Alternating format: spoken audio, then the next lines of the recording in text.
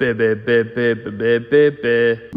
Basketball. Yo, what's going on, guys? Welcome back to Bullony Basketball. Today is a unique episode. It's very similar to one I did a couple months ago, a couple episodes back. I have 5 guests on here. I'm going to go through them each one by one, and there's really no structure to the show. It's just all different topics. I'm going to have a 10-minute timer, roughly. It's not perfect. Some of these went a little bit over. That's why I'm not actually going to have the time on there. But pretty much just about 10 minutes, trying to get in like whatever we want to say about the NBA right now. Could be current things, could be former things, could be future things. We could talk about one thing the whole time, or we could talk about like a dozen things. Whatever we can get in the time slot, that's what we're doing. We got 5 awesome guests on here. We got my guy Mason from Just Talk Hoops. We got Eamon from the Cassels cast. Bullony, formerly known as Streaky Heat. We got my guy Gaurav, G, some call him. Then we also got my guy Steph, Trill Buckets to close it out. And of course, they're all going to be playing the mini game at the end. So don't want this intro to be too long. Hopefully you guys enjoy. It's probably the most diverse talking of NBA stuff episode I guess I've done all season. And it should be a really good one. So yeah, let's just get right into it. New face on the channel here right next to me, my guy Mason from Just Talk Hoops. How's it going? I'm doing well. How about yourself? Not too bad. We could talk about literally one thing for the whole 10 minutes if you want, or we could touch on like a variety of things. What would you say is kind of that first thing that you want to get us started with? Yeah, for sure. So a lot of my things about NBA media, obviously I'm very involved in NBA media, right? I run my podcast, stuff like that. And there's a lot of people that I talk to, stuff like that. But a lot of the things in there, some of them kind of bother me. And one of those is I feel like older eras never get the respect that they deserve for bringing about this newer era. So I was just thinking I'd talk about, why don't newer fans respect the older eras? Now, I'm not someone who watched Bill Russell play in person. I'm not someone who watched Bob Cousy play in person. I won't pretend to know everything about those older eras. The thing is, to me, is obviously the game is going to grow and the game is going to evolve. The players today are better than the players of the past. I don't think it should be super debatable, but in order to get to the point that we're at in basketball and in the NBA game, we have to have all those people that came before us, right? You need all those players in order to get to where we are today. So when people rank players and then they discredit the Wilt Chamberlains or the Bill Russells or even the Kareems of the world for playing against weaker competition, I don't think that's fair, because they played who were in front of them, and then they were extremely dominant, right? I think you have to rank based on who they're, how they are doing against their peers, right? So if they're way better than the rest of the players they're playing around, why should they get discredited for playing the people that were at their time? They can't control that. So I think that it's kind of ridiculous when people will say, oh, well, they can't be in the GOAT debate because they played before the 3-point line, when it's like Kareem Abdul-Jabbar, Wilt Chamberlain, Bill Russell, Jerry West, Oscar Robertson, all these guys, incredible basketball players. And it doesn't make sense to me that we take them out of all-time debates sometimes because we say, oh, well, they played against plumbers, when the game is going to keep evolving. At some point in 50 years, people might be calling the players of today plumbers because they can't do certain stuff. But I don't think it's like, so we're just going to keep building on that. And then it feels weird that younger fans can't respect those older eras. Yeah, no, definitely. I think rather than plumbers, they might be calling the people today like just Twitch streamers and stuff like that, and insulting them in that way. I'm right there with you. Like, I think even for, a lot of people that might know, like, I'm one of the people who gives respect to the older eras. As you mentioned, like Oscar, Jerry West, Bill, Will, especially those guys. Even like, guys who won an MVP, like a Willis Reed or a Wes Unseld. Like, I feel like they just, deserve respect. And I would say too, like, maybe the last guy on the bench back then compared to the last guy on the bench now, maybe you could say, okay, there's more depth in talent now that last guy today might usually be better. But I think one thing that the older eras definitely have is the IQ and just playing fundamentally sound. It's like, it sounds kind of dumb, but like, just think, for example, like nowadays, like if someone's on a fast break and they have numbers, it's like, why are you taking a 3? Like you should almost get a layup like every single time. And that's probably like the main frustration point of today, like when you see some of those guys. So I don't know, I definitely agree with you. I think that, and there's other guys too, like I think Oscar Robertson, I think when I made my list, like in 2021, I had him like top 10 all time. I had Wilt Chamberlain top 10 all time, and like, I don't know, some of these guys just do deserve to be in these conversations. Yeah, 100%. And I think also like another, like how you talk about the 3-point shooting, transition threes, people settling for threes when they could potentially get to the basket, right? That's something that we see a lot in in today's game, but also it's part of the game's evolution. We've seen the game evolve. And even now we're seeing this is the first year that 2-point shots have yielded more points on average than 3-point shots. So now teams might look at, okay, well, if we can get a guy who's a mid-range specialist, right? If you can get a Kevin Durant, a DeMar DeRozan, a Shea, one of those guys who can get into the mid-range, we might see a new shift towards that like score where you can score from, right? As opposed to wanting to play outside the arc. And obviously spacing will still be important. 3-point shooting will still be important. But I think that some people like to look at, oh, well, you look at the highlights of a guy like a Bill Russell, and then you look at the highlights of a guy like Nikola Jokic, and it seems so different. And it seems like Nikola Jokic is so much better because he does more things, at least in the highlights. But that's the people that are just watching highlights. And I think that's another problem that I have with NBA media is that there's a lot of emphasis on highlights and not a lot of emphasis on watching the actual games, right? So people will watch the highlights of a game and assume they've watched it, and then they won't understand why people hold a guy like Rudy Gobert, who's a really great basketball player, who has kind of that older feel to him, right? Old rim protecting center,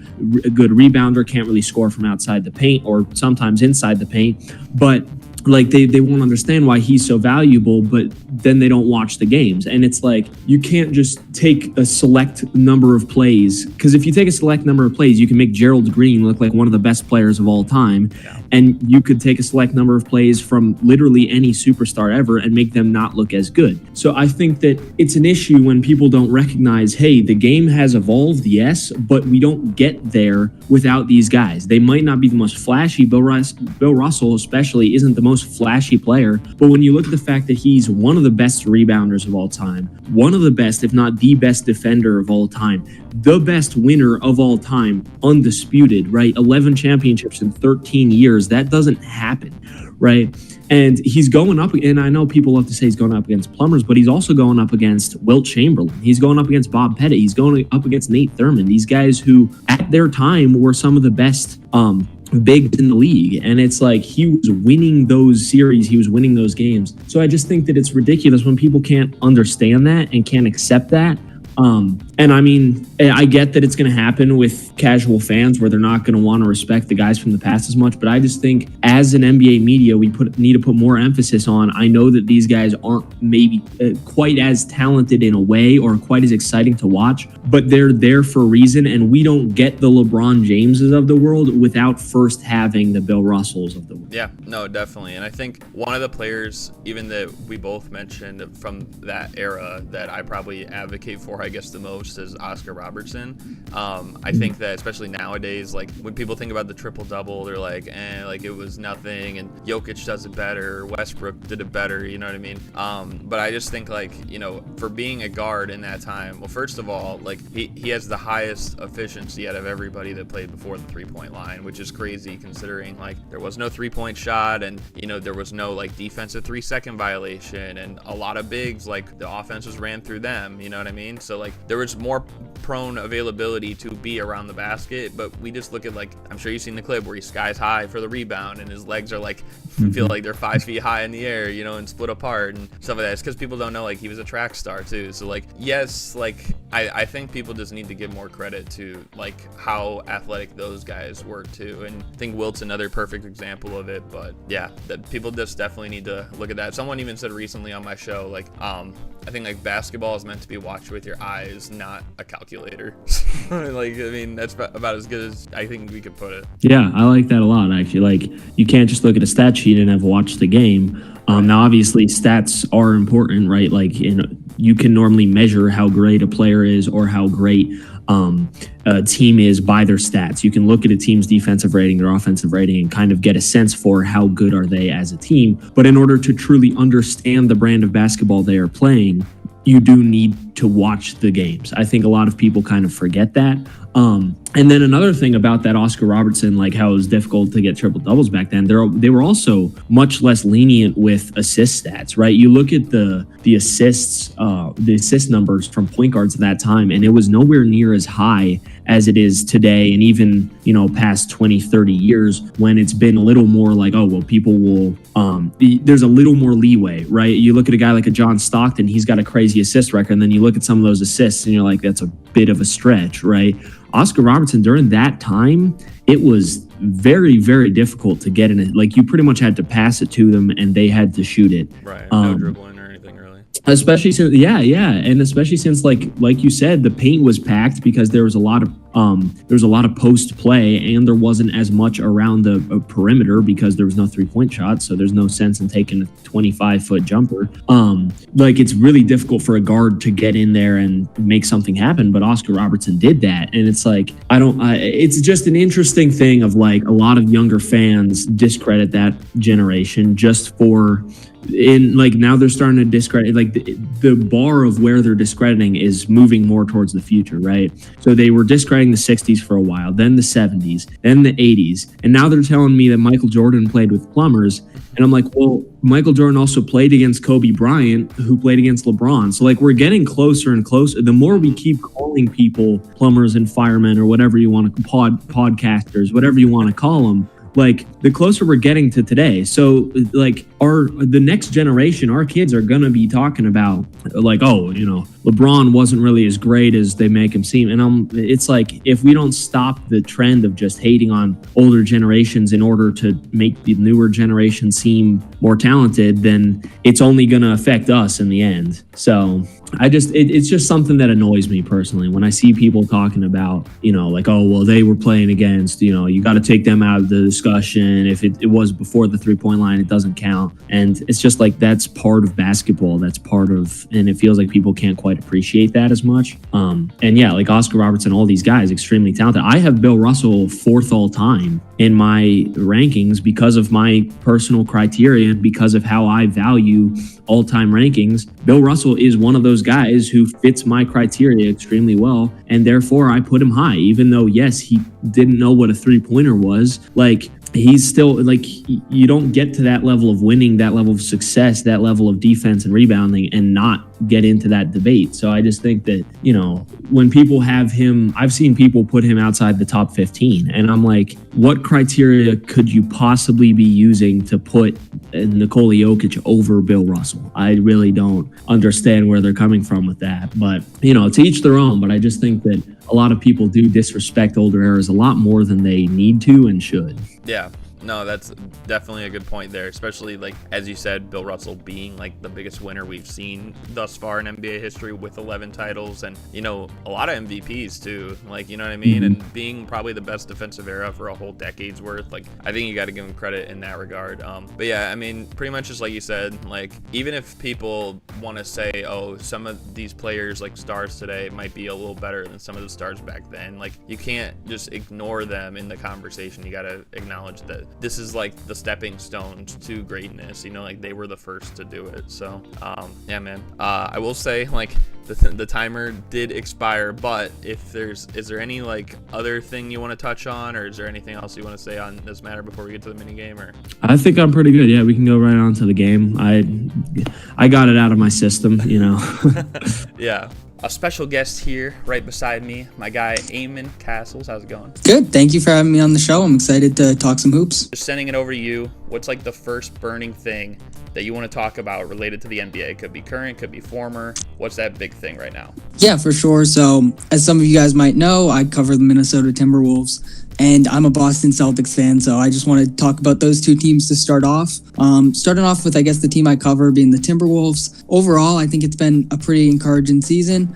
Some fans are a little bit disappointed, 6th in the West right now, but I think there's still a lot of good signs. They still have a top 10 offense and top 10 defense, which is really a benchmark for most title contenders. So I think that's encouraging. They probably do need to trade for a point guard, and I assume they will at the deadline. Which point guard that might be, I'm not totally sure. I'm not sold on many of these stars. But yeah, I mean, overall, they're in a really good spot. And I mean, when you have Anthony Edwards, a top 5 level player in the world, I think you always sort of have that puncher's chance. And quite frankly, the West looks maybe a little bit more open than we might have anticipated before the season. Yeah, no, that's a good point. And it's funny, I even had, I guess a former NBA content creator, my guy Jelson. I don't know if you've heard of him at all, but he kind of echoed the same thing you said. Like, you guys definitely need a point guard. I also think just, you know, the depth in general, maybe a little bit of still feeling it because it's like you still have Naz Reid off the bench, but, you know, losing a guy like Nickeil Alexander-Walker and then hoping that some of these young guys can fill in. Like, is it Rob Dillingham? You know, is it Bones Highland stepping in? Like, Mike Conley, I know he's kind of like not what he was when he first came to the Timberwolves. You know, maybe Terrence Shannon Jr., you just finding the consistency there. I think that's kind of the biggest thing, and maybe that's part of the reason why this team is around 5th or 6th when really they might be up there with OKC, Denver, San Antonio, if otherwise. So yeah, absolutely. I think the depth point is really huge because obviously they do have Naz Reid, who's one of the best 6 men in the league, but outside of Naz, they don't have any consistent sources of scoring off that bench. I mean, Bones Highland has sort of emerged as that 7th man, but he's still a little bit erratic. So I think that's going to be a big priority for them at the deadline. And then even potentially looking at it, a backup big man, I think is something they should look into just because the non-Gobert minutes have been truly awful. And you do obviously have Naz Reid and Julius Randle, but they're not natural centers. And then the rookie, Johan Berenger, hasn't played at all this season outside of garbage time. So I assume he's not ready. He started playing basketball in 2021, so that's not a huge surprise. So I think maybe just like a stopgap backup big man could be another target for them at the trade deadline. But overall, I think they're in a good spot. And I mean, they have the playoff experience to put together another deep run. And I do expect them to finish a little bit higher than 6th. We've sort of seen them beat some really good teams, obviously the Thunder, but they've also had some underwhelming losses. I think somebody on your podcast actually said it last week, and I think they said it best. Sort of they can beat anyone in the league on any given night, and they can lose to anyone in the league on any given night. So that's where this team's at. But I mean, overall, I feel like a lot of teams are sort of in that similar position. I mean, we just saw the Thunder last night lose to the Hornets. So it can really happen to anyone. And I feel pretty confident that the Timberwolves will sort of rise up these standings, and I think they'll host a playoff series at minimum. Yeah, and I mean, you even think about, I think at this point, the experience definitely has to be on their side as well when you're looking at a team like San Antonio or a team like Houston, albeit they have like Kevin Durant now, but, you know, just this team has been to the conference finals the last couple of years, so there's going to be high expectations regardless. And, you know, last year, I know they got there and it wasn't like ideal. I'm pretty sure you guys were 6th seed last year, right? Yes, sir. So, I mean, it's kind of could be the same thing like that, but I think you guys definitely want to have like more of that upper hand and have home court advantage. So we'll see how it goes. I know some of the guys you were talking about too last week on the episode, we're talking about how Rudy Gobert is really playing like defensive player of the year level basketball and stuff. And although I don't know if I would go that far to say it, I think that he's definitely, you know, without him, you can definitely feel the miss that the team has had like when he's not on the floor. Oh, absolutely. I mean, the Gobert thing has been really crucial. Honestly, like, even though I'm a guy that writes for the Timberwolves and stuff, Gobert hasn't exactly been a guy that I've defended throughout the years. I mean, I think Victor Wembanyama probably should have won that depoy over him. But at this point, I would probably have him as the depoy favorite if Wemby doesn't meet that game's played threshold, because if you look at some of these advanced stats, I mean, it's really telling, and watching the games, it really backs up the eye test. When he's on the court, the Timberwolves have the second best defense in the league, and when he's off the court, they have the worst defense in the league, and that's been the case pretty much throughout the season. So yeah, I mean, his impact has truly been immense, and honestly, he does a much better job on switching on to some of these perimeter players than he gets credit for. He's a lot more switchable in that area than he gets credit for, I think. I mean, he'll get burned on an occasional play, don't get me wrong, but I mean, overall, his value is just really significant. Yeah, and there's, I mean, some teams who have been up there as well, like the Pistons, maybe like you could look at Jalen Duren or the Thunder with Chet Holmgren, but I think more so just like from a player standpoint, you could say that maybe Gobert stood out a little bit more in respect to his team than those guys who have been doing it by committee. But yeah, so we're about halfway through it. I don't know if you want to go on to the next thing I know you were going to touch on. Yeah, absolutely. We can talk about the Celtics. I'll just quick closing thought on Gobert. I think you totally nailed it there, because I mean, when we talk about MVP, it's who's the most valuable to their specific team, and if you do the sort of same thing with depoy, I think that's Gobert at this point. But yeah, the Celtics, this is the team I'm a fan of, even though I write for the Timberwolves. Man, have they surprised me this season. I was never on board with, they should tank, they're going to be one of the worst teams in the league. I thought that was a little much. At the same time, I expected them to be in that play-in range. I think when I did my final prediction, I had them as the 7 seed. And right now, at the time of recording, they're the 2 seed, and they just surpassed the Knicks last night. And that's just totally blown me away. I mean, first things first, if you're watching, you can see I got the Jaylen Brown jersey behind me, and it really does start with JB. I think he's having I'll say a first-team All-NBA caliber season, especially with some of these injuries. He's been fantastic on both ends of the court, and he's really been the main catalyst for their success. But beyond that, I think this just goes to show like the value of a really good organization.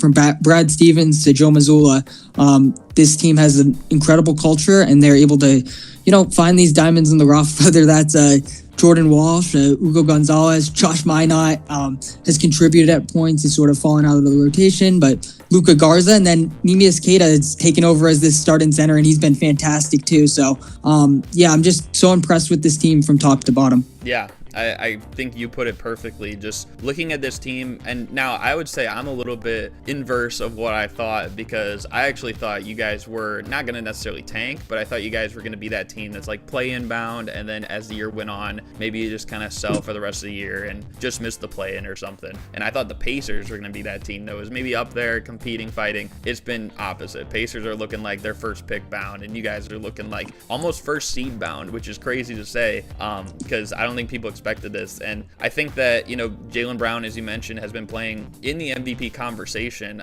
I wouldn't have him as the favorite, but he's up there somewhere. I think the other day after he had 50, he moved up to like fourth in scoring. Now, in the game against my Bulls the other day, I think that went down because he didn't have a great game. But still, to be up there considerably is pretty impressive. And then you have guys like Derek White, who have just shown it consistently. And some of these other guys you mentioned, like Luka Garza or Hugo Gonzalez, or, even if it's Baylor Shearman or whoever it may be, like just putting like all these guys together, I think that really should warrant Joe Mazzulla credit for the Coach of the Year award too. I think that's another thing that should be brought up more. Yeah, most definitely. It's still early in the season somewhat, so it's tough to sort of finalize awards, but right now I think he's got to be the front runner for Coach of the Year, to be honest. And he's a guy, both I feel like nationally and within the Celtics fan base, that has been criticized a lot over the years. People have said just has a bunch of talent. This whole idea of Mazzulla ball has been criticized. I feel like sort of unfairly, and I feel like the Celtics fans that have defended Mazzulla have been vindicated this year. And I think he's proven that he's truly one of the better coaches in the league, and this offensive system is sustainable even with significantly less talent. And I think one thing that does get misunderstood with Mazzulla ball a little bit is it's not all about three-pointers. Obviously, they do shoot a lot of threes, but it's really about advantage creation, finding those two-on-ones, and essentially opening up open shots. When you think about it, when you think about guys like Jordan Walsh and Josh Minot shooting above 40% from beyond the arc, I think that's just a huge credit to the Celtic system and Mazzulla. Especially as you mentioned too, the front court I feel like was really it looked really weak in the offseason. People thought that's going to be a huge concern. You lose Horford, you lose Porzingis, obviously Tatum, out for most, if not the whole season. But that's the one thing that's impressed me the most, I would say, is that they found guys that have just been able to fill in those spots and do enough every given night to win. And I think you guys are 8-2 or 9-1 in your last 10. To have a run like that at all is crazy, especially because again, the way the year started, first 3 games, those losses, I'm this is looking maybe not so hot of a season. They're just kind of going to go through the motions. So yeah, no, absolutely. And after those first 3 games, I think obviously it was super early, but I feel like some of the concerns were valid, but they really figured out a lot in that front court. And one guy that's just really impressed me, and I can't say enough good things about, is Queta. Coming into the year, I was a little bit concerned with him. He did play some minutes. He was sort of that 3rd or 4th big last year. But when he did play, I wasn't overly impressed with him. And he's just grown so much from a basketball IQ standpoint. And his defense has been really incredible. He's been that rim protector, some of the best on-off splits in the league. So yeah, he's been fantastic, and he's developed really nicely on both ends of the court. So I want to give a big shout out to Queta. Yeah, absolutely. And I'm sure you're hoping for that Celtics-Timberwolves finals matchup at the end of the year. But we do have about 15 or 20 more seconds, but we can just touch on one more thing. Is there anything else you want to throw in here? Could be anything extra about that, or? Yeah, I'll just give a quick shout out again to Jordan Walsh. I feel like we've mentioned him a little bit, but he's another guy whose growth has truly shocked me. If you had told me he's shooting above 40% from 3, I would have looked at you like you're crazy. And yeah, his growth has really shocked me, and his defense has been fantastic. And then real quick, I just want to give a shout out to Derek White and Peyton Pritchard. I hadn't mentioned them a ton, but they've been holding it down. They've been super consistent. And after a slow shooting start, White has really bounced back. But even if his shot's not on, he just impacts the game in so many ways. So yeah, shout out to those two guys. And I mean, who knows? Once they get Tatum back, I assume he's returning at some point, potentially trade for a big. This team looks like a legitimate title threat. Yeah, I've always said, I feel like, especially at the end of games, like Peyton Pritchard is like maybe the most lethal wild card guy you could think of, because like he's not the guy you'd think of at first if like Tatum's out there and Brown's out there, but it's like you cannot forget about this guy. Like he's just insane. And same thing really goes for Derek White. And then the one thing I'll say about Jordan Walsh is in 2023, I went to Summer League in Vegas, and I remember like watching him some games, and I remember I was there with some of my family, and they were saying like, wow, like that guy is like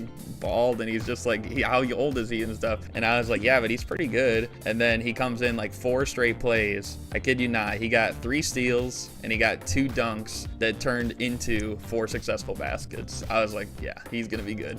Yeah, no, that's a great story, and I feel like that just sort of embodies who Jordan Walsh is. He just makes winning plays, and I mean, yeah, he does it on both ends of the floor, and yeah, he's been awesome. Yeah, and I don't know if you're familiar with Reek Knows Hoops at all, but I know he's also a Celtics fan, and he always is like Jordan Walsh is like his spirit animal or something.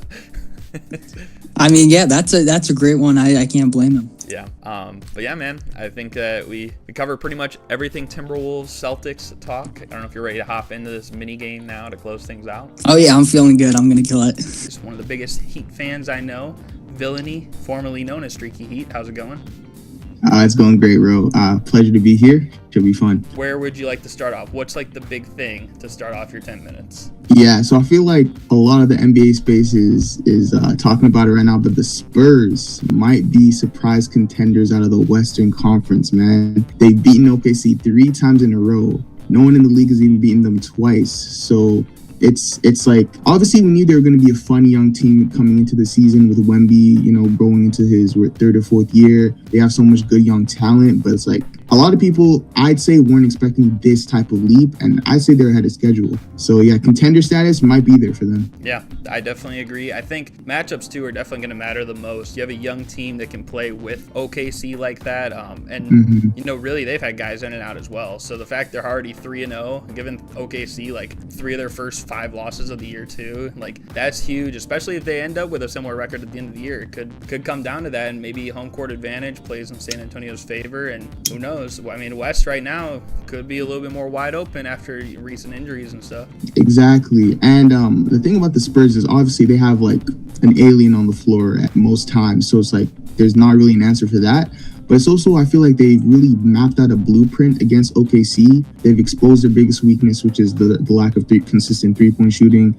Obviously, guys like Dort and Caruso can get hot at times. I mean, we've seen in these last 3 matchups that it's very on and off. And when it's off, it's really off. Like Caruso, I think, started that last game 0 for 9 from 3. And Wemby just completely disregarded him, was camped out on the paint, and just, forced OKC to beat them with jump shots. And it obviously didn't work. So I feel like the timing, isn't great like right now, because the Spurs just came off 2 pretty bad losses to the Jazz and Cavs, but I just think that's more of like they're on an 8-game win streak beforehand, so they're just obviously gonna, they're still a young team at the end of the day. They're gonna lose some games that they shouldn't be losing, but when it's all said and done, when they're fully locked in, when it's closer to April time, I feel like they're definitely, one of the biggest threats out west and in the entire league. So yeah, it's now. Oh no, I was going to add to that. I think that the way they've played, like especially in in-season tournament, like getting to that final game, you see like in previous years, it's helped maybe the Pacers make a deep run, especially OKC leading into their title. So that could also play hand in hand with maybe making a deeper run this year. For sure, and I love like the rivalry factor too. Obviously, Wemby does not like Chet and the Thunder at all. Like he's ready to make a statement against them. And a 7-game series would be so fun, because you definitely still can't count out OKC. They're the championship favorites for a reason.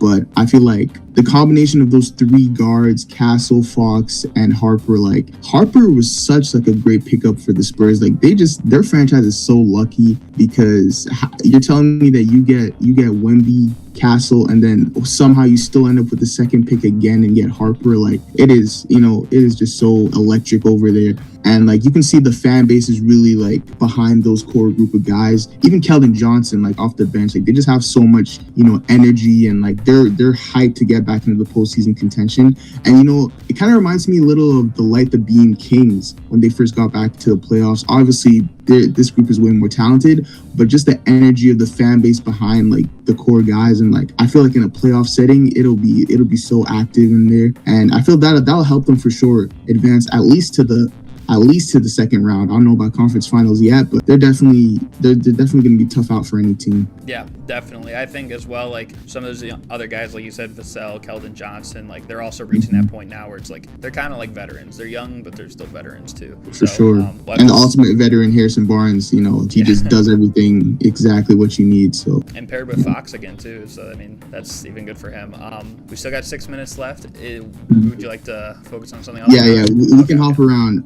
And this one's more of like a hot take, but my potential, or like I'm really seeing star level potential in Reed Shepherd with the Houston Rockets. I feel like his confidence in his second year, finally getting some real opportunity, like the level of shot making and just like shooting confidence, because it's one thing to be a good shooter off the catch or whatever, stand still, but I just feel like even with the ball in his hands, like he's not settling just for threes. Like he can take it down to the mid-range and stop on the dime, pull up for two, and he's everywhere on the court. He's efficient at shooting. Obviously, he's still a smaller guy, so like when he's trying to attack all the way to the rim, there might be some tough finishes there that he's still adjusting to. But I see real star level shot creating potential, and the fact that he's such a lethal threat from basically at least 2.5 levels. I wouldn't say 3 levels yet, but 2.5 levels. He's still so young, so much room to grow, and he's in a perfect system where there's so much defense around him that even he's not a great defender, but he definitely gives effort on that end. So it's not like he's like a Trae Young type where he can easily get attacked all the time.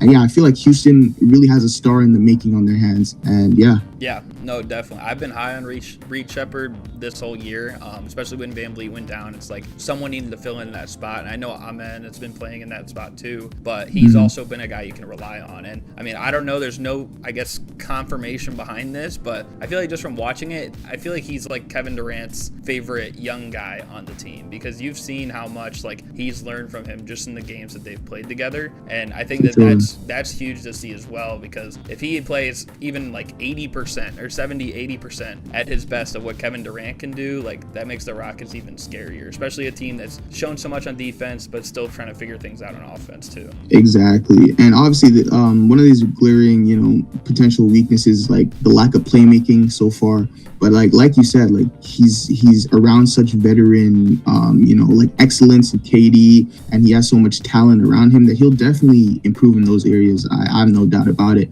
In terms of player comparisons, let me know what you think about a young Steph Curry. Now, obviously, the peak for peak, I don't know if he's ever going to get that good, but like it's no coincidence that in his matchup against the Warriors, he dropped, I think, a career high 30-something, 31 or something.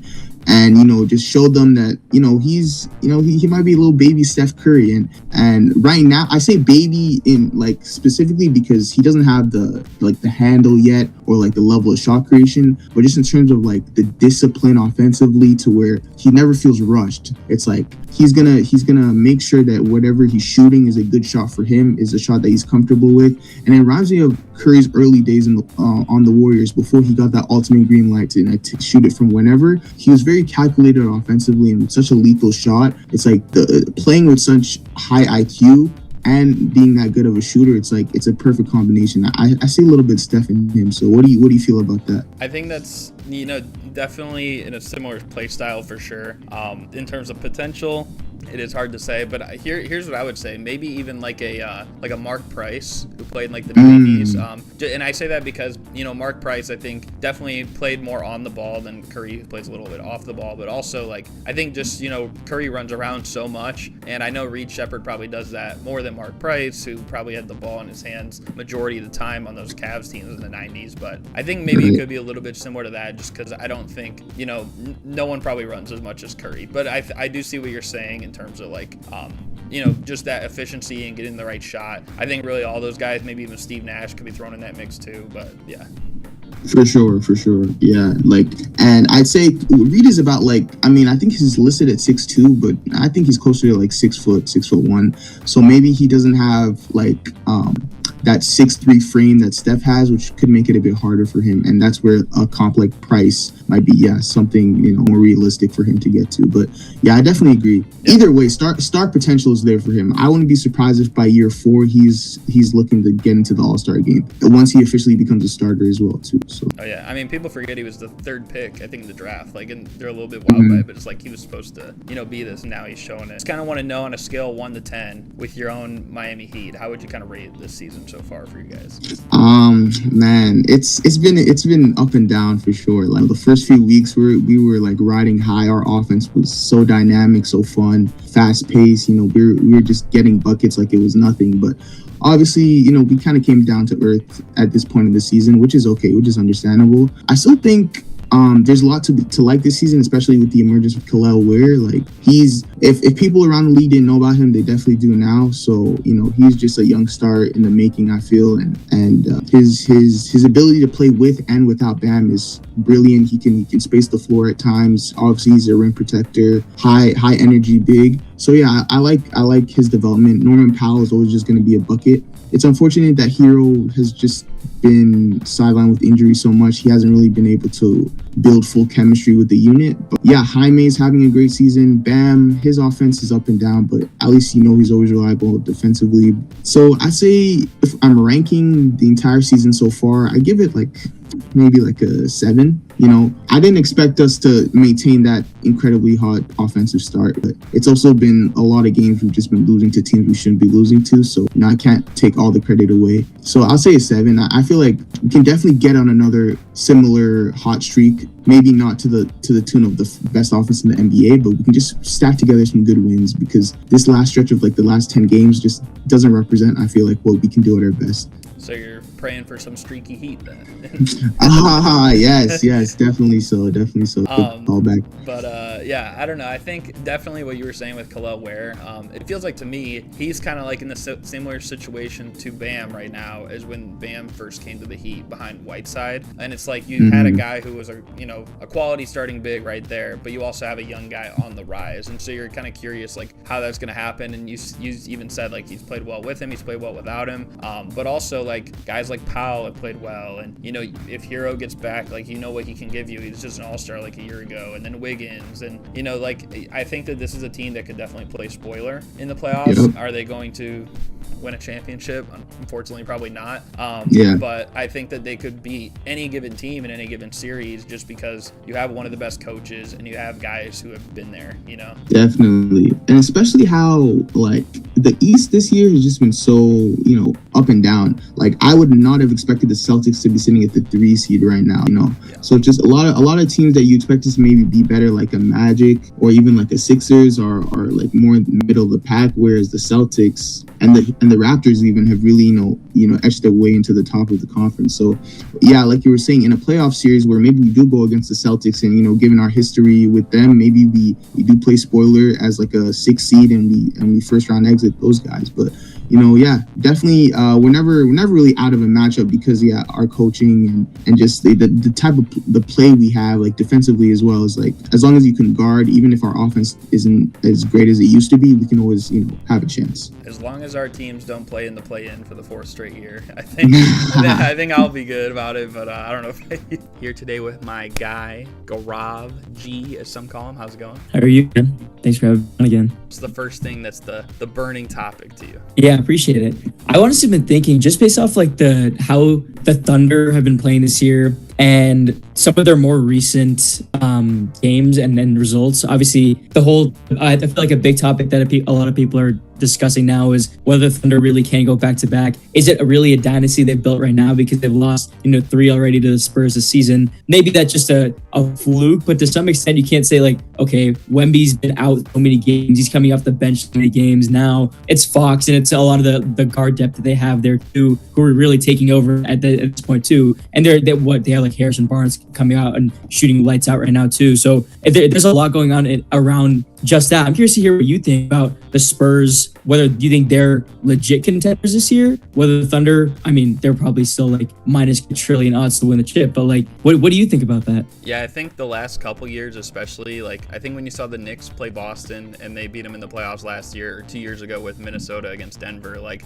even though a team might seem like the overwhelming favorite, like OKC is right now, there might be a team that just matches up really well with them. And as you were saying, like, the Spurs have beat the Thunder 3 times so far this year out of 3 games. Like, that would be a room for concern if you're a Thunder fan. Even though you are the best record in the league, you'll have home court advantage. It's like, that might not matter if you can't get over that team, because that team's not going to go anywhere. Like, they're young, they're scrappy, they play the same way as the Thunder, but it's unlikely that a lot of other teams are going to match up well with them either. You'd have to hope a team like a Denver or maybe a Minnesota or Houston knocks them out, and you just can't hope for that. You know what I mean? So I kind of see your point with that.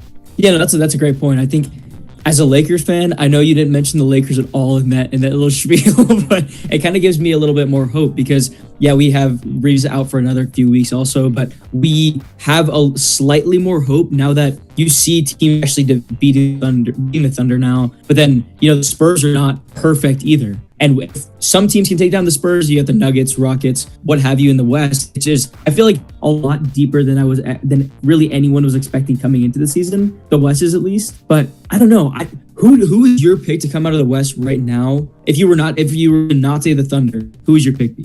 See, it's really hard because I think that, I've said from the beginning of the year, I thought Denver would still be the team, and that's even before the way the Thunder started the year and everything. Of course, San Antonio's on the rise. You mentioned your Lakers and those other teams I mentioned, like the Timberwolves, Rockets. I mean, so you can't really discount any of them, but I just feel like, Denver last year, they had a lot of guys injured going against OKC, and granted, OKC, maybe they're even better, you could say, this year, but Denver's had so many guys out and they're playing so well, and finally, like, it looks like Jamal Murray's probably going to be an all-star this year. Like, Jokic has never had an all-star teammate. If Jamal Murray makes the all-star team, and Aaron Gordon probably was on par to make it if he didn't get hurt too, like, and you got depth, like, they just need to get healthy, and I think they're probably the team to take it, but those other teams definitely have a chance still. No, yeah, that's a very good point. Yeah, what do you feel about the East too? Because I mean, personally, I was not expecting the Celtics to be anywhere near the top, and here they come. But I guess, yeah, I guess a large enough sample size to say that the Celtics are probably, a pretty decent Eastern contender. But yeah, Knicks, and who else is at the top of the East right now? The Pistons are number 1. Oh yeah, Pistons. That's right. Yeah. But everyone else has just been kind of, playing average. Yeah, seriously, it's been pretty difficult watching the Pacers this season. Every time I turn them on, it's like, oh wow, they're actually in some games until like the end of the third, and then they just get blown out in the fourth. Or they were playing the Magic the other day, and they were up like 10 to go into the fourth, and they just blew it, lost by 2 at the very end, like 7 seconds left. Oh my god, it's been unbearable watching the Pacers this year. Just so sad. My goat Tyrese is not coming back, and he's definitely not. They're not making the playoffs anyways. So yeah, that's what I was gonna say, because I know you're a big Halliburton guy, so it's probably like, but it is a good thing because that just shows how valuable he is, and right now they're in perfect position to get a good pick in the draft, so maybe that helps them for next year. You know what I mean? And they got all those guys that have finals experience. So, but in terms of the East, as you said, right now it's really hard to pick a team. I picked Cleveland before the year because I thought the East was just so wide open. They haven't looked all too great. I know they've been a little bit better lately, but still not great. And then like Boston, as you mentioned, like if they made a run to the finals, even if they didn't win it, I think that's gonna like really help Jaylen Brown's case. You know what I mean? He's a really weird scenario where he never has felt like a top 10 or 15 player in the league, maybe just outside of it. So it's like Hall of Fame candidacy. You're like, maybe he could get in, but it's not like a given. But if he has a year this year where he's first team All-NBA, top 5 in MVP, they make the finals, even if they don't win it, like then you have to start saying like, okay, this guy can be a 1A. It's just that he's had Jason Tatum around him too, and Jason Tatum's also capable of doing that. So I would say the Celtics are definitely up there. The Knicks, is another team. The Pistons and Cavs, that's kind of like the only pool. I still have hope for the Cavs just because I've seen them, play so well last season, and I think they can turn it around. They've also had guys hurt, but those are like the only 4 teams I would give a real shot to, I guess. Yeah, that's very fair. And so I was having this debate with a few of my friends the other day, but who is the worst team in the West who you think is better than the best team in the East? And who is the best team in the East, in your opinion, right now? That doesn't have to be based off record, but, whatever. Knicks have been playing really well, but Pistons are obviously still up there too. So you asked me to, like, who's the worst team in the West and the best team in the East, you think? Who's the worst team in the West who's better than the best team in the East? Oh, okay. So, I mean, I think definitely, like, OKC, Denver, and the Spurs have played better. That's probably, I would say the Spurs, I guess, are probably the like lowest team that's above everyone in the East, just because and I would say the Rockets too. I just think that some of their shooting feels a little unsustainable. Their offense sometimes is a little bit clunky, you could say, and they could be better than any East team on any given 7-game series, but I don't know if I would fully trust them maybe over like some of those other teams. They could win though, so that's like the only exception. That's fair. Okay, I was gonna say, I would say at least the Wolves also make that threshold. In a 7-game series, I think I'm taking the Wolves at least over the Pistons. Knicks, just because they have a little more playoff experience. Pistons are still a young team. You have like Tobias Harris and Duncan Robinson, the only guys with I'd say meaningful playoff experience, really. But I would honestly say Wolves, and I would even throw in, maybe still biased, but a fully healthy Lakers team. I think I would take the Lakers over the Pistons in a 7-game series. Knicks, once again, maybe, but I think it's only those who are really catching my eye right now. I would definitely take us over the Celtics right now. Yes, they have Tatum's injured, but they're playing well. But I think I'd still take the Lakers over any team in the East. Yeah, I was even saying to someone earlier that I think the top 6 in the West is definitely exceeds the top 6 in the East. But I will say the East so far this year, like top 10, so like play in and above, probably exceeds that of the West. Because I mean, once you get to the play in, it's like the Suns have been good, right, but the Warriors have been kind of wishy-washy. The Grizzlies have not really looked good. I know Portland has had high moments, but they've really not been a great team. And then after that, you're looking at like the Clippers, who have been bad, and the Mavericks, who, I think that you have the East where it's like the Bucks are in 11th with Giannis. You know what I mean? So it's like, yeah, I know, right, they don't have a whole lot around there, but like even the Bulls are a better team than some of those teams in the play-in in the West, and same thing with the Hawks. So yeah. Speaking of Giannis, what do you think is the situation? Where do the Bucks and also where do the Cavs go from here? Because like you were saying earlier, the Cavs as a top team in the East going into the season, they've clearly underperformed, even with a healthy Garland, a pretty healthy overall team. Yeah, you've had Mobley and Allen out some games, but I think they were kind of expected to be, either them or Knicks expected to be the top 2, but they've heavily underperformed. Where do you go from here? Yeah, they got to make a move at the deadline. I even said last year, even though it felt like Ty Jerome underperformed in the playoffs, like the one thing is he brought energy and another playmaker who could really create a shot off the bench. And no offense, I'm a big fan of Lonzo. I know you probably are too, because he played for your Lakers. He played for my Bulls, but it just doesn't seem like he can create his own shot like that, at least not anymore to the same capacity he once could. Defensively, I mean, maybe the injuries did a little bit of a number on him, but he doesn't seem like the same player. He shows flashes every now and then, but like it just isn't as consistent. So it's like I'd almost rather have, if I'm in Cleveland's shoes, like a guy who can score, a guy who can facilitate, and can give you like a consistent 15 or so points a game, because he was doing that last year, sure, Ty Jerome. So they just need someone else, whether it is him again or just someone else who can fill that void.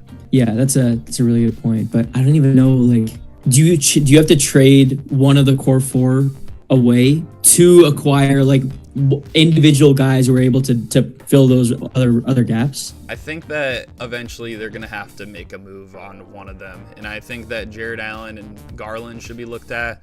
Unfortunately, I just think that, having the 2 small guards, of course, people have already criticized it long enough. And I think that Mitchell's definitely the better of the 2. And between Jared Allen and Mobley, it's like they both, like, I'm going to say it right now. I've given them the nickname before of the Twin Teddies, because they're like 2 tall teddy bears. That's just how soft they are.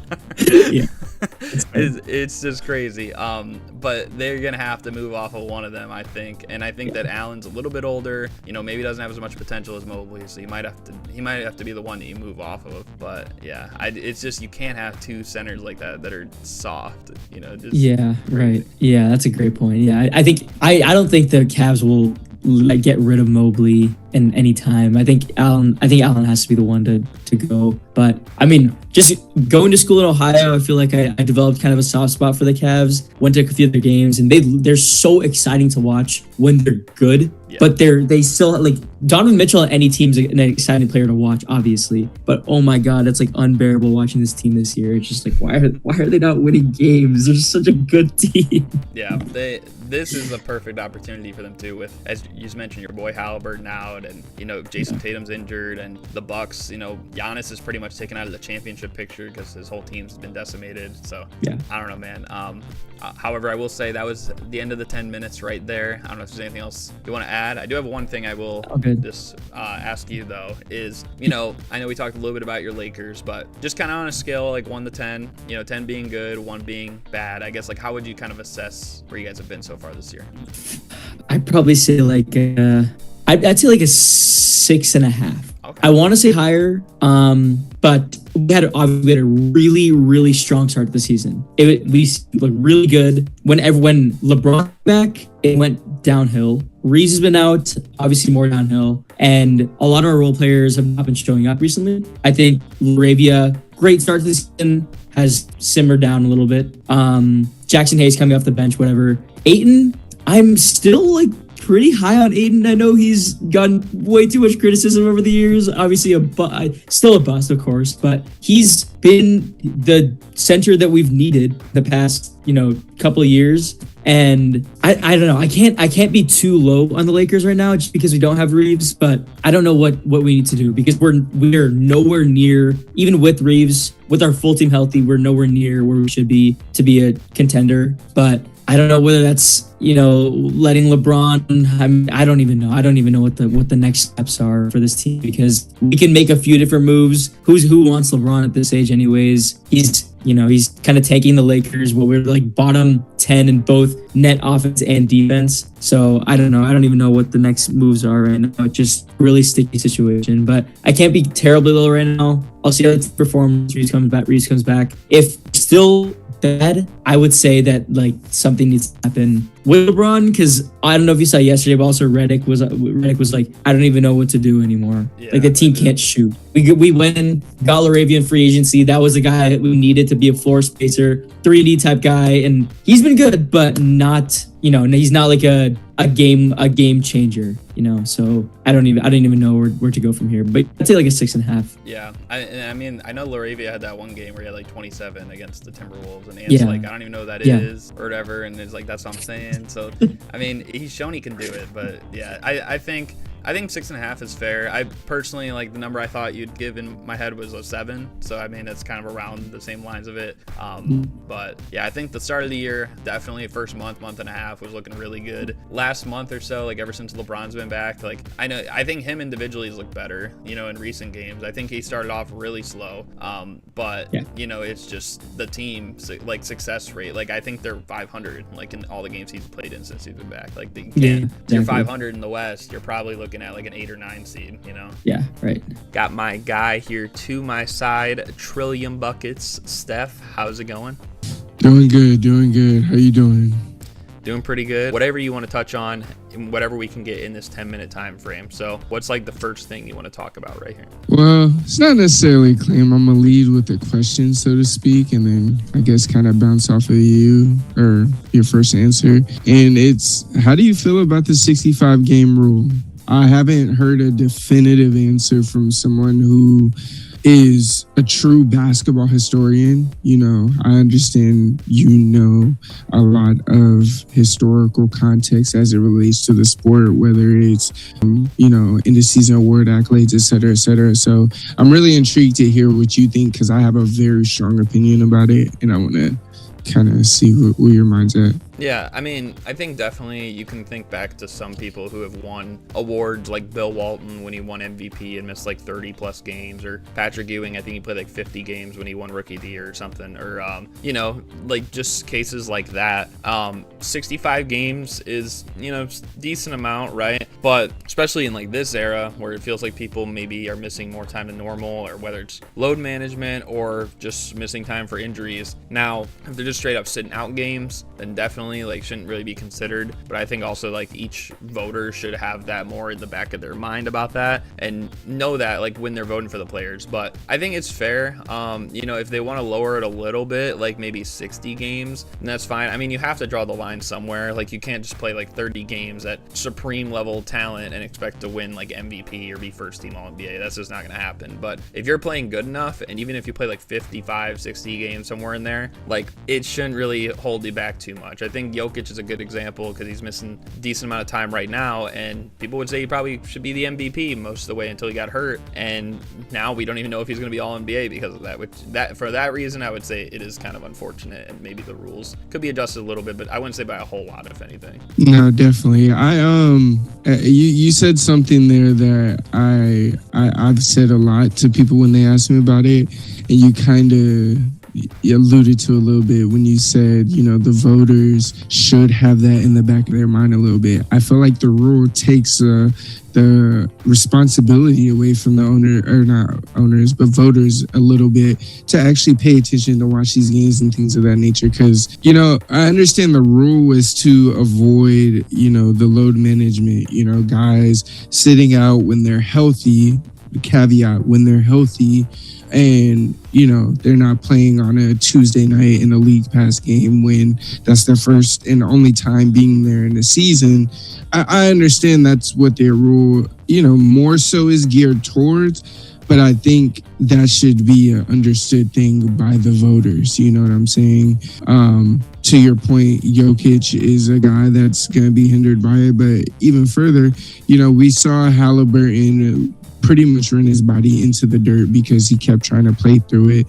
We see Wemby on a minutes restriction coming off the bench still because he's, at least playing in games so that he can still try to get his accolades and things of that nature. And, there's a risk that comes with that. And while it's great to still see him on the court, he did get injured again. Now, of course, somebody kind of went under him. It's more of a freak injury, but as a person who watches Wemby and knows he's super mobile, is it a possibility that, the lack of mobility due to his past injury could cause this injury to happen again?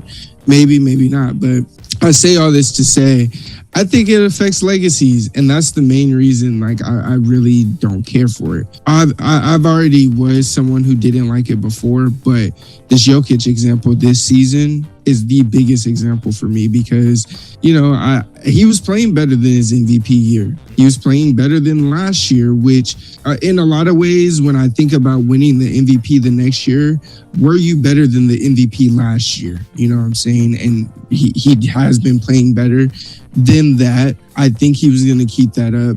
And if he's at 63, 62 games, so be it. So what? Like, I don't understand why that rule should stop that. And even further, you have players getting accolades that probably would be on either fringe or just not in there at all because there's a multitude of guys that have been injured, that have been out and just no longer qualify, which I think that's a portion to it I dislike as well, because now we're going to have certain guys talking about certain tiers. I don't think you should be at that kind of tier.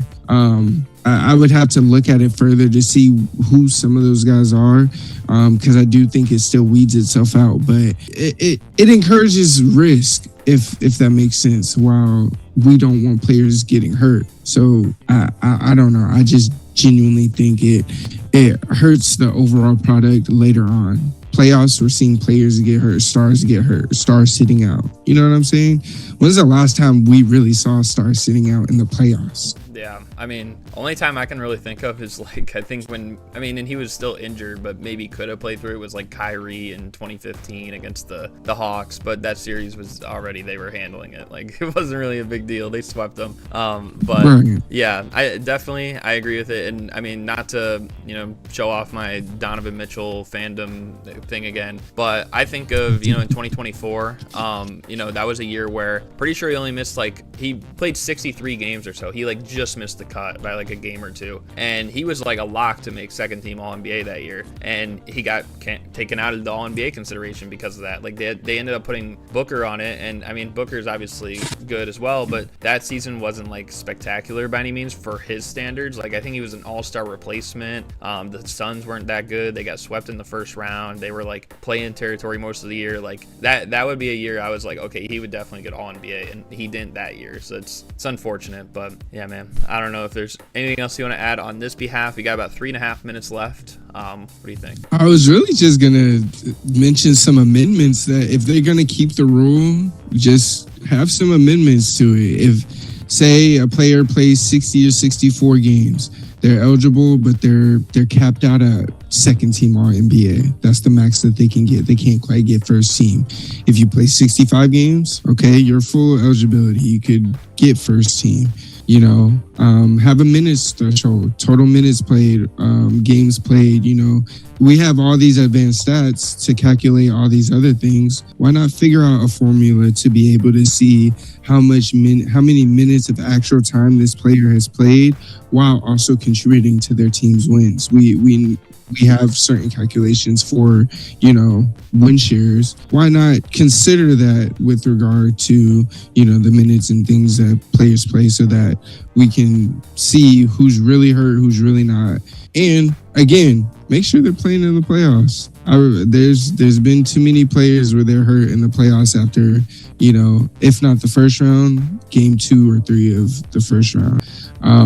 And shoot, maybe bring in an award for a player that is, like a Mikal Bridges, where an Ironman award, something that encourages players to actually go get something else, because, a lot of people do believe availability is a skill. Availability is your best ability, and why not reward that as well if we're going to do this? But have caveats to it. Understand that, it's not so black and white as it relates to players playing, especially as we're seeing more lower extremity injuries. It's crazy how quick that 10 minutes went, but I will say too, I mean, on that note, I mean, there's think about a normal job. Some people get raises or they get pay boosts if they have extra vacation days, or you know what I mean, or the perfect attendance or something that matters. So I almost feel like an Ironman award, if they made it, should be the thing that gets you the biggest salary boost, and then that would help people maybe want to play more, especially the lower guys. But I think a good point too with that, you mentioned, should be based on minutes or something. Whatever, 24 minutes a game on average times maybe 65 games. If you play at least that many minutes in a season, then you should be eligible. Because if you're playing 30 minutes a game or something, then you could probably get away with playing about 55, 56 games in a season. But if you're playing that star level player, then you should be considered. And maybe that's a good way they could go about it, because 24 minutes is half the game. You think elite bench players maybe play about that many minutes. I'm thinking a Lou Williams back in the day and stuff, or everyone in that class should be considered. And it narrows the pool to maybe about 75 or 80 people. Some guys just aren't going to simply get votes at all, but it makes it a little bit easier to decide that process, I think, in a more fair way that doesn't have injuries hurt it too much. No, 100%. I'm with you on that one. Yes, sir. We got 10 more seconds. Is there anything else you want to add in? We could start talking. If we're gonna be changing the core of basketball, we gotta make sure we're changing the surrounding rules around said amendments. We can't just change a rule and keep trying to figure out as we go and then add a rule on top of it. It's irritating. The second apron needs to be figured out. The 65 game rule needs to be figured out. Let's make basketball great again. Yes, sir. I will ask you just one more question. We don't have to dive into it real crazy, but obviously with you being a Laker fan, scale 1 to 10, what would you say you're at right now with the team? I'd probably say 6.5, 7. As crazy as it might sound, we're terrible, and yet we're top 5 in the West. We're, at one point we were top 3 in the West. We lost a game, and then I believe Denver won or some team of that nature, and we went down a little bit. But nevertheless, even though we need defense, we are still hanging in there, and that is the bright side in it all. I'm a Lakers fan that likes to look at the bright side, likes to be optimistic, because a lot of Laker fans like to look at the negative in everything and every player that comes through and wears a Lakers jersey. So that is one thing we can hang our hat on. We just got to figure it out in the trade deadline. The Mavericks did give us the blueprint for how to build around Luka. It's time for Pelinka to just go ahead and do that. Get off of some players and, figure out how to bring in some either A, expiring contracts of players that you could get on a bargain, or B, players that just need to change the scenery and may need something new. But either way, it's time to, start closing that LeBron chapter and looking towards the future. Even though LeBron is hooping, I just more so mean in the sense of him being, sidekick to the number 1 and number 2 option. Yeah, definitely. I think the new Lakers age is definitely upon us, and I'm glad to see that they're fully investing, it seems like, in Luka being that number 1 guy now. And hopefully when Reeves comes back as the number 2 as well. But yeah, also I just thought it was funny. I wasn't sure if you said 6.5, 7, just so you could avoid the I was like, I wonder if he did that for that reason. I didn't think about it, but I'm glad I said it now that you mentioned it, because boy, it was well played.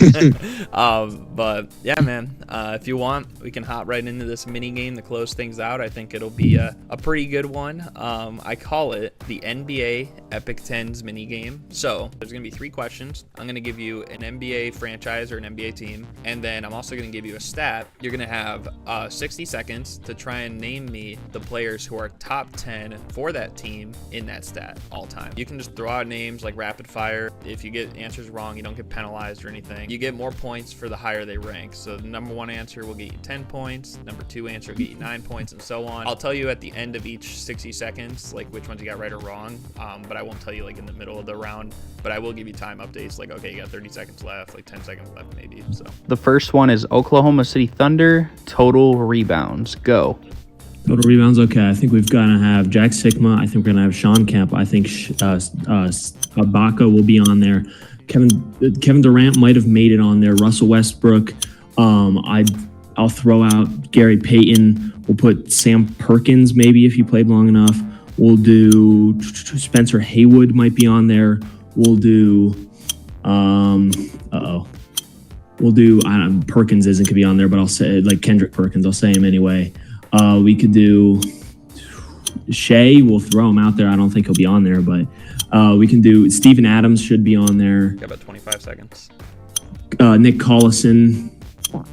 I'm blanking. Let me think. I'll just say Dennis Johnson just in case. Detlef Schrempf just in case. And Irvin Johnson just in case. I don't know. 2, 1. Okay.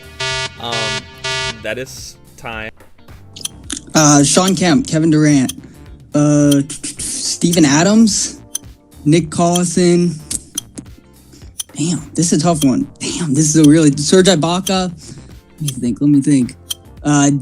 Russell Westbrook, Gary Payton, Detlef Schrempf, Gus Williams, Dennis Johnson, Ray Allen, Kendrick Perkins, Jeff Green, Chet Holmgren, Shea Gilgeous-Alexander, Paul George. This is a tough one, man. We got. I'm drawing blanks. Jalen Williams. Got about 10 seconds left. Chet Holmgren. I probably already said him. Damn, Supersonics is tough. 3. Dennis Johnson. 1. Okay, that is time. That was a tough one. Total rebounds. Serge Ibaka. Kendrick Perkins. Why am I blanking? Sonics legend. Why am I blanking on his name? Oh, Jack Sigma. Total rebounds. And again, it's total rebounds. The Rain Man. Sean Kemp. Oh, I was forgetting his name. 35 Kemp. seconds. Big man that played OKC. Steven Adams. Maybe Enes Kanter. Bigs. Seattle Bigs. 20 seconds. Still got some big names here.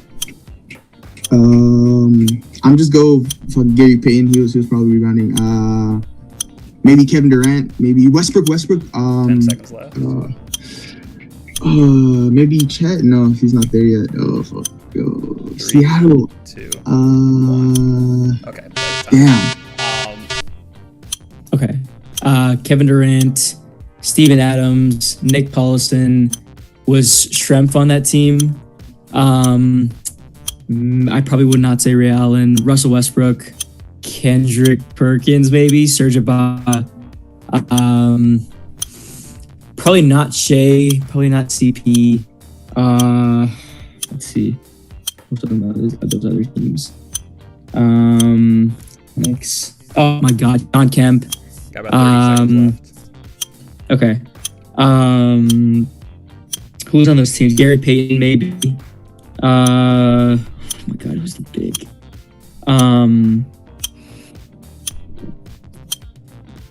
15 seconds.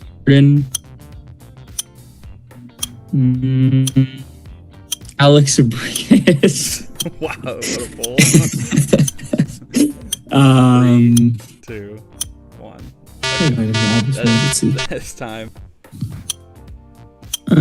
Serge Ibaka, Nick Collison, Jack Sigma, Sean Kemp, Gotta Go Russ, triple double. Maybe Kevin Durant, maybe Kendrick Perkins, Spencer Haywood. 25 seconds left. Who else played for them? I don't know if I said Rashard Lewis. Maybe Gary Payton.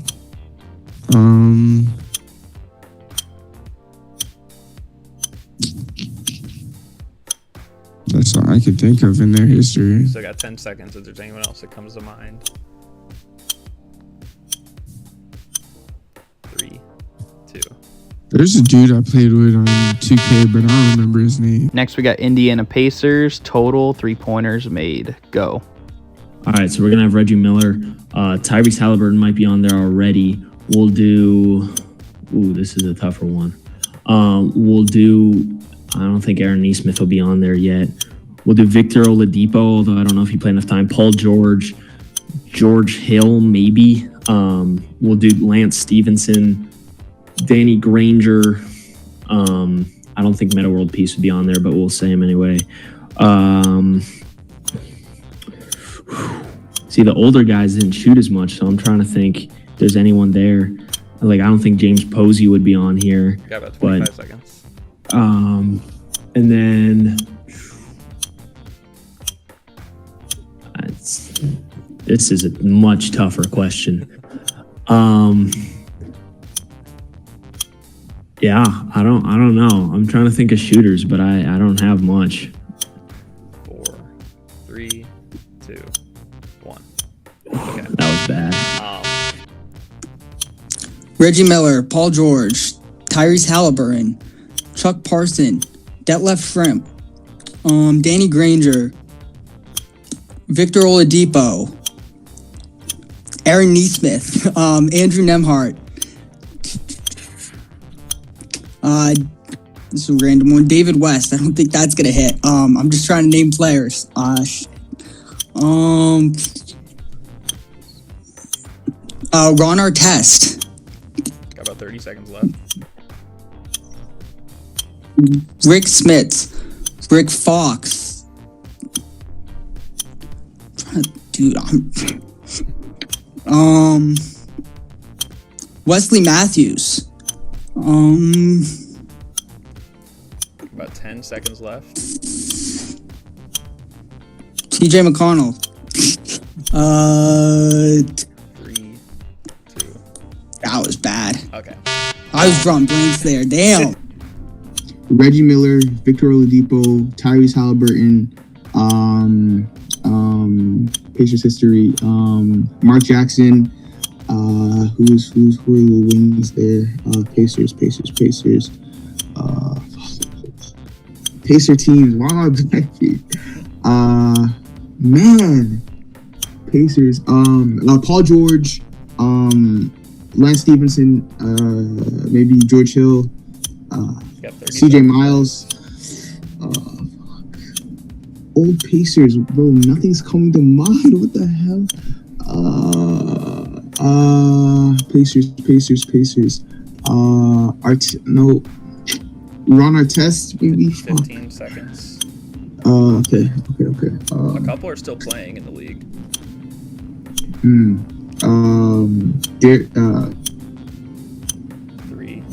2, 1. Okay.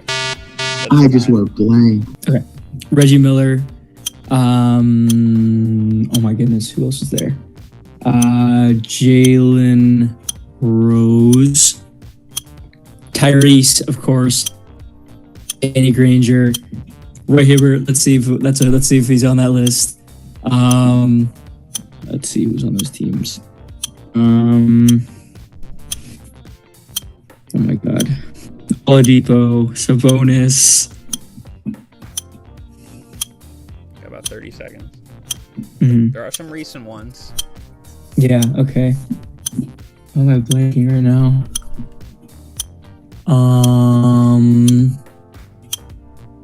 Dude, this is bad.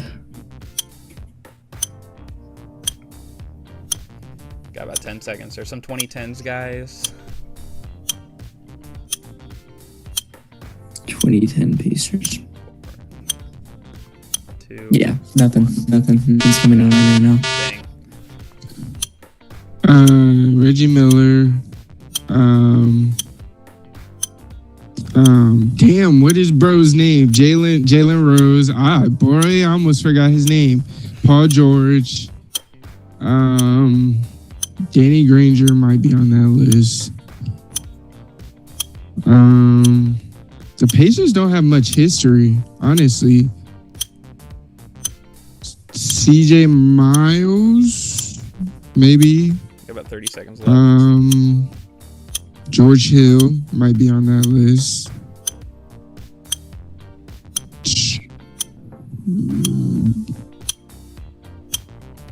Buddy Hield. 15 seconds. Miles Turner, he's been a Pacer for a minute. Halliburton, maybe? He might be up there. 3, 2, 1. Okay. That's all I got right there. That is time. And last, we got New Orleans Pelicans, total steals. Go. Okay, Chris Paul, Rajon Rondo played there for a little while. Drew Holiday should be there. Anthony Davis, maybe. Jamal Mashburn, maybe. David West, maybe. Brandon Ingram could be on there. Let's think. I don't think Lonzo Ball would have gotten there at the time, but maybe. The Pelicans are not great. Let's think. Maybe Eric Bledsoe played there for like a second, I feel like. We could do David Wesley. We could do About halfway there. We could do trying to think who else. Peja Stojakovic, maybe. We could do other Pelicans. Not Zion. We can say him anyway, Zion. We'll say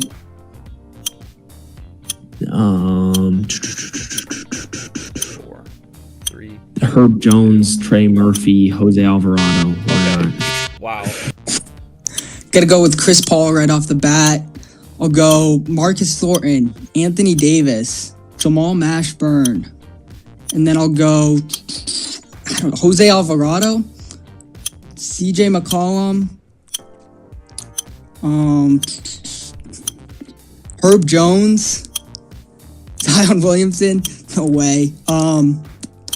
Brandon Ingram, Drew Holiday. That was the one I was blanking on. About halfway there. Got Peja Stojakovic. You got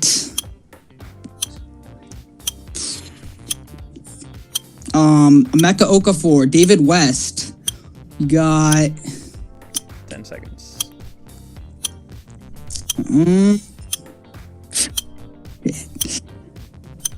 3, 2, 1.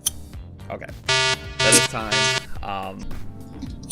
Chris Paul, LaMelo, David West,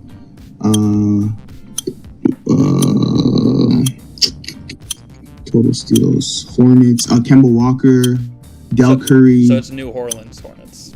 Oh, sorry. Oh, no. Yeah. Oh. No, you're good. Anthony Davis.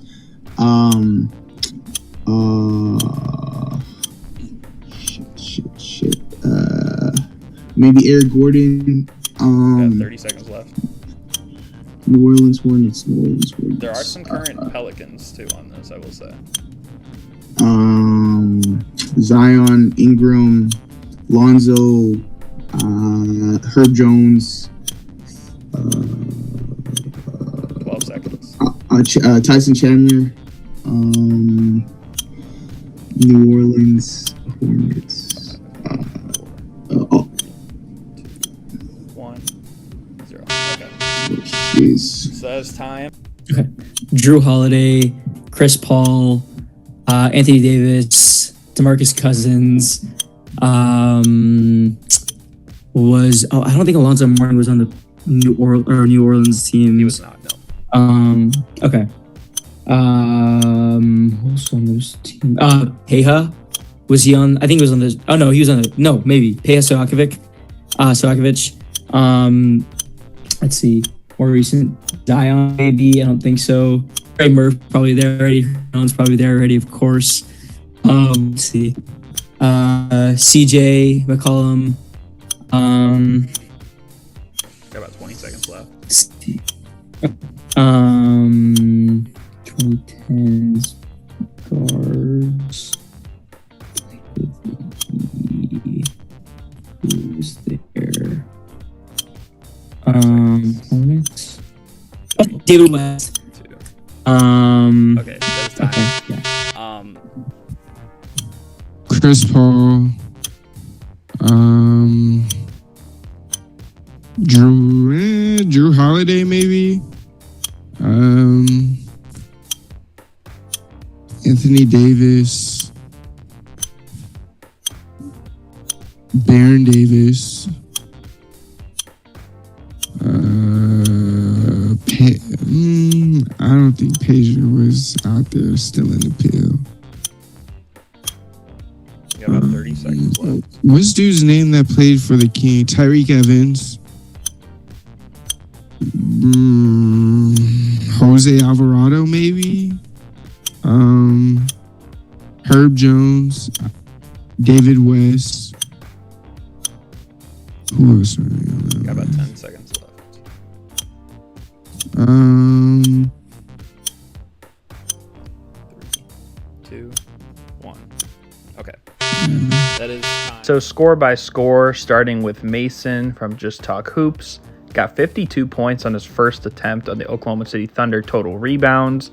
Got 36 points for total made three-pointers by the Pacers. And then got 49 points for total steals with the Pelicans, bringing him to 137 points. Then we got Eamon Cassels from the Cassels Cast, who got 40 points on his first one with the OKC Thunder rebounds. Then for the Indiana Pacers total made threes, got 35 points.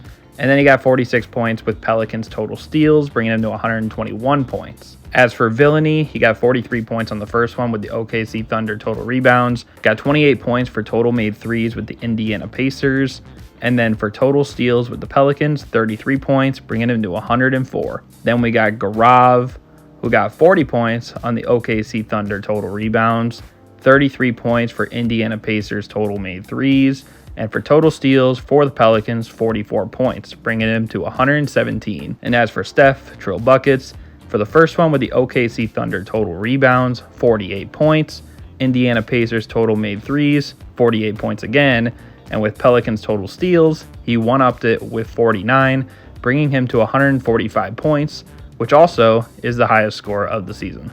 3-pointers are hard because some people just be chucking them up, and I'm always like, you shouldn't be shooting as much as you do, but they shoot it anyway. 137. Wow. All right, I'll take that. That seems, I don't know, I don't know the other people's scores, but that seems decent. 121 total points. That is pretty good. How does that feel? I mean, I'd have to see it in comparison, but I mean, that seems like a pretty decent number. I'll take it, especially, honestly, I was sort of preparing for some other teams. I wasn't expecting those, but I'll definitely take that for sure. You crossed over the 100-point mark, which is pretty good. You got yourself a total of 104 points. Okay, out of how many could I possibly done? So if you win like a perfect 10 for 10 on each, I think the max score you could get is 155. Okay, that's actually not bad. That's not bad. I will tell you, even it is not the highest score of the season, but you are better than more scores than you're behind. That's good. 117 points. Okay, that's decent. Yeah, that's a really good showing. I think that's the best you've ever done on like one of the in-season mini games I've done. Let's go. Wow. Brings your total to, if I'm not mistaken, 145 points. How does that feel? Feels good. I've recorded 40 people. And where do you think that ranks? You have some dogs, so I'd probably say like 7th. What if I said it was ranked better than that?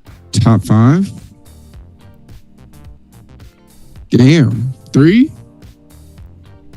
It's not first. I'm telling you, it's number 1 right now. It is the highest This score. is a great showing because we're going to be taking a hiatus for a little bit. So it's only right to go out on top. Yeah, man. That was a huge one right there. And it's even crazier because the top, the second, third, and fourth spot. So I also had it during the season where you could compete with a team. You would just get less time. Like you'd get 30 seconds. So number 2, 3, and 4 was indeed 3-point weekly. Reek was number 1 until you just had that performance, and their score was 144. So you beat them by 1 point. But that's a collective of 3 though, so. And yeah, I mean that's what I mean though. Like you did it on your own. Solo the 3v1. That was huge right there. So yeah, you'll be the number 1 We seed get to go too. get sushi now. I need it. Yes, sir. Yeah, man. Again, appreciate you being on the show, and that was a stellar performance. Hopefully you guys enjoyed. I don't know if you got anything you want to add before we wrap it up. I appreciate you being on the show. I don't know if you got anything you want to add before we wrap it up. 104 points, pretty good. I feel like we talked about a lot. Appreciate you being on once again. You got anything you want to add before we wrap it up? But yeah, man. Appreciate you being on the show once again. Anything you want to add before we wrap it up? Crowning yourself. But yeah, man. Just kind of talking about like the state of the league. That was a good conversation. I don't know if you got anything you want to add. No, I mean, I'll do a little self-promotion. If you want to see me talk about basketball more, check out my podcast, Just Talk Hoops, on Spotify or YouTube. I pretty much just talk by myself in my basement for an hour like I'm a crazy person, and we just talk about basketball. So feel free to, check that out. And yeah, thanks for having me on again. Just thank you for hopping on the show. If you guys want to follow me, you can follow me on Twitter at Eamon Cassels. You can keep up with me on Dunkin' with Wolves, Fansided's Timberwolves site, and you can listen to my podcast, The Cassels Cast. So yeah, appreciate you having me on, and I'll definitely have to have you on the Cassels Cast sometime as well. No, that's all. Appreciate the time. It's always fun, doing these. So, I enjoyed it. No, appreciate you as always, man. Thank you for having me as always. Nope, that's pretty much it for me. I ain't got nothing besides make sure y'all subscribe if you haven't, drop a like, and yeah. Definitely have your stuff in the description below, so you guys have to check them out. And hopefully my Bulls can get as good as either the Timberwolves or the Celtics in the near future. You guys can stay tuned for the next one. But again, hopefully you guys enjoyed. Thank you guys for watching, and we're out. Peace.